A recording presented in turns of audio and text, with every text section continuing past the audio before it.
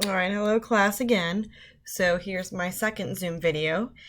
So what I would like you to do is watch this, feel free to take notes, and then there's going to be a big ideas assignment at the very end. All right, so this lesson is about multiplying, dividing, and simplifying radicals. So it's pretty much what you've been doing where you have a radical and you're going to break it down into the square roots that you know. Okay, now this is part one. So part two will be the next video, which will be, I believe, on Wednesday. So first example is you have 3 radical 2 times 4 radical 18. Now, if you look over here, this is very important. It talks about what numbers to multiply. So you are only allowed to multiply numbers that are outside the radical with numbers outside the radical. So if you look at what I'm underlining, you have 3 times 4. So you're allowed to do that and get 12. Then if you look at the second line, it says multiplying numbers underneath radicals. And if you don't remember, those are called the radicands. So that would be this 2 times this 18. So if you do 2 times 18, you are getting the radical of 36. Now, you do know the radical of 36, which is 6. Bring down your dot, bring down your 12.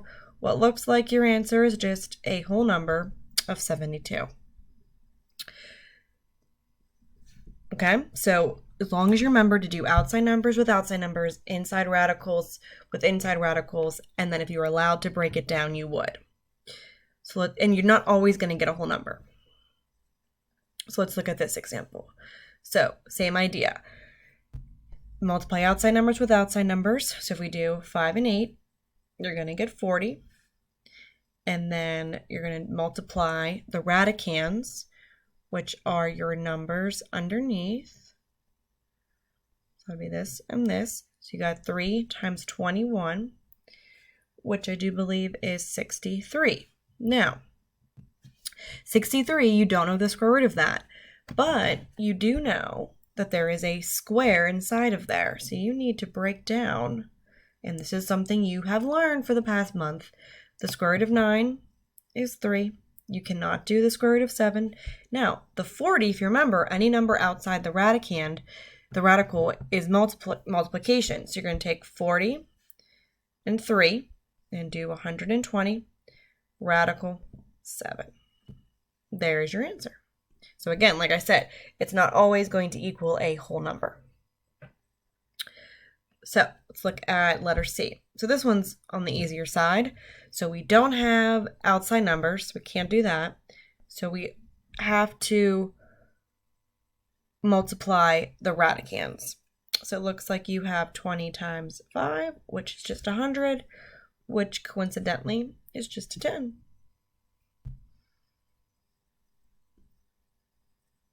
And got one more of this set.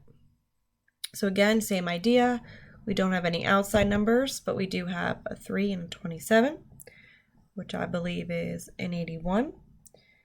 And I believe that is just a 9. Okay, so far you have just multiplied 2 radicals together. So now let's jump it up a notch and do 3. And don't let the parentheses fool you. We're still multiplying. So we need to multiply outside numbers with outside numbers. So you got 3, -2, and 3, which I believe is a -18. Now, the inside radicands, which we need to do, we're going to get a large number. You have a 2, an 8, and a 27. Now, some of you are probably thinking, well, I know how to break up 8 and I know how to break up 27. You can certainly do that. However, you don't have to. So I'm just going to do what I've been doing and do my 2, my 8, and my 27, and I'm going to get 432. Now you should look on your perfect square reference sheet, and I do not believe that you know that. So we need to break that down. And I started with a 4, and I got the radical of 108. This is a 2. I'm also going to circle my -18. Now I'm going to use my divisibility rules for 108, and I'm going to try 9, and I'm going to get 12. So circle my 3. And of course, 12 has a radical of 4 inside, and you get a radical of 3. So down here, if you look at all these circled numbers, you have a negative 18, 2, 3, this 2, and that gives you a negative 216, and then you have a radical of 3. Okay. Now my next two examples are going to be using the distributive property. So this is just a regular distributive property, and my rules still apply, where we're going to draw an arrow, and we're going to draw an arrow. Now, you have square root of 5 times the square root of 5. So you have two inside radicands. You're going to get the square root of 5. And we'll leave that alone for now. Minus, you have a 2 times a radical of 5. Well, there's a 1 outside of here. So you got a 2 times 1, which is a 2. The radical of 5 doesn't do anything. And then it looks like this is just a 5. So I'm pretty sure my answer is just going to be 5 minus 2 radical 5. So you're going to get an expression when you're going to use the distributive property. So this 5 and this 2 radical 5 are not like terms. That will be another lesson in the future where they will be like terms and you will have to actually subtract or add them. But for right now, you're going to get something that looks like this. And I have one more for you. So let's do this one. So you have a 1 outside times this 6 that's outside, and you get 6 radical 3.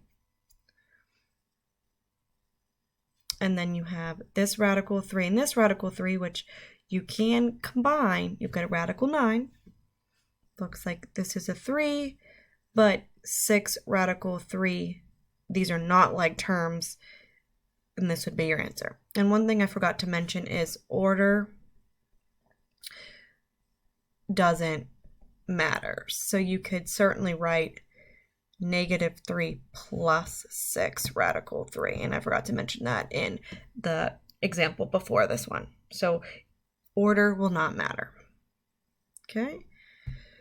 So go ahead and get on Bing Ideas and complete those 10 questions. And you'll have another video on Wednesday. Take care, guys.